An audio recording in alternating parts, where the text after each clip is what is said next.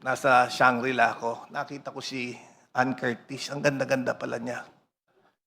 You know, may desire sa loob ko na nag-init talaga. Na-imagine ko na lang kung anong pwedeng mangyari. Pero siyempre, hanggang imagination na lang yon. Pero, di naman siguro ako pwedeng kasuhan dahil kung ano-ano yung na-imagine ko eh. Thank you very much, Madam Chair. Madam Chair. The Honorable Zamora.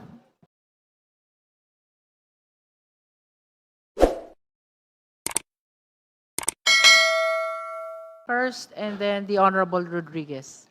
Thank you very much, Madam Chair. Well, as we could see, based on the videos, lalong-lalo na yung una, statement ni BP Sara doon, patuloy natin mahalin ang ating bayan, which is very telling ng kanyang disposition. Yung mga ibang videos, hindi ko na-explain because I will not be able to explain it anymore because I cannot explain it better than how my esteemed colleague Rufus Rodriguez explained it. Eh, baka masira ko lang yung explanation niya kung tutulungan ko dahil maganda na yung explanation niya. Well, then dadako na lang tayo sa culpable violation of the Constitution. In the context of the Philippine Constitution and the ongoing 2026 impeachment proceedings, culpable violation of the Constitution is a high legal bar. It is not just about breaking the law, it is about a specific guilty breach of the fundamental law of the land. Kung ang pagbabasihan natin, yung mga pinakitang video, I don't think we will see any fundamental breach. The key word here is culpable, which implies a degree of perversity or guilt to commit this offense. The official must have acted with a deliberate intent to disregard the Constitution, which I believe is non-existing. Kung dadako naman tayo sa sedition at sasabihin natin, hindi, seditious yung mga ginawa, kahit na nakita naman natin na hindi. Ang mahalagang tanong sa batas ay hindi lang kung nagpunta sa rally, nanood, o may nasabi ang isang opisyal. Ang importante ay kung may aktual na ginawa o inutusan na illegal na gawain. Kung ang allegation ay nakabase lamang sa mga speech, sa rally at mga statements, political rhetoric, I don't think that it is seditious. Alam ng mga kaibigan natin sa Makabayan yan, madalas silang mag-attend ng rally eh. Pero kung salita lang at wala naman silang gagawing aktwal, then that is covered by their freedom of speech and is not seditious. Thank you very much, Madam Chair. At patungkol sa sinasabi na naging usapin patungkol sa kababaihan, unang-una po, ang pag-i-imagine o pagpapantasya sa isang babae. Kung ito'y nasa isip lamang, hindi natin masasabing ito'y krimen dahil hindi ito naisisiwalat. Nasa puso, nasa utak ng isang lalaki. Pero pag ito'y ibinulalas niya at ipinagmalaki sa publiko ang kanyang pagpapantasya sa isang babae, this is definitely a sexual innuendo. Hindi po ito masasabing walang krimen.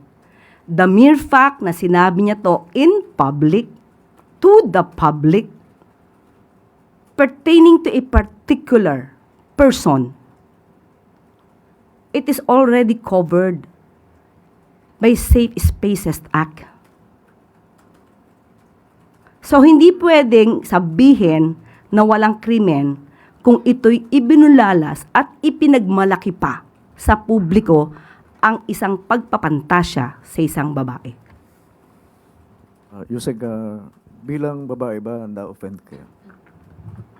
Na-offend ako para sa lahat ng kababaihan, lalo na kung ipagmamalaki pa na karangalan ng isang babae na siya ay pagpantasyahan. Dapat ba bang ipagpasalamat na ang lalaki ay nag-iisip ng malaswa sa iyong pagkababae. Nagkataon lamang siguro na siya ay nakasuot ng isang suit, nakaharap sa isang mic, at may titulo bago sa kanyang pangalan. Kung nagkataon na ang lalaking ito ang nagsalita ay nasa isang kanto, nakahubad, at sinabihan ng isang babaeng naglalakad na ini-imagine ko kung anong ginagawa ko sa iyo kasi ang ganda mo.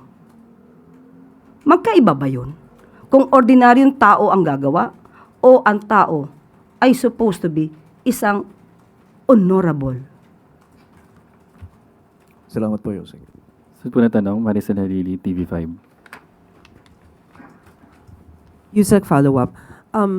Yung apology from Congressman Suntay, will that be enough? Nagawa niya na eh. Consummated na po.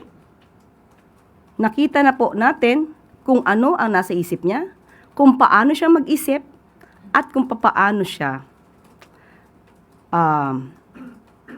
magkilos kung mayroon siya nakikitang magandang babae.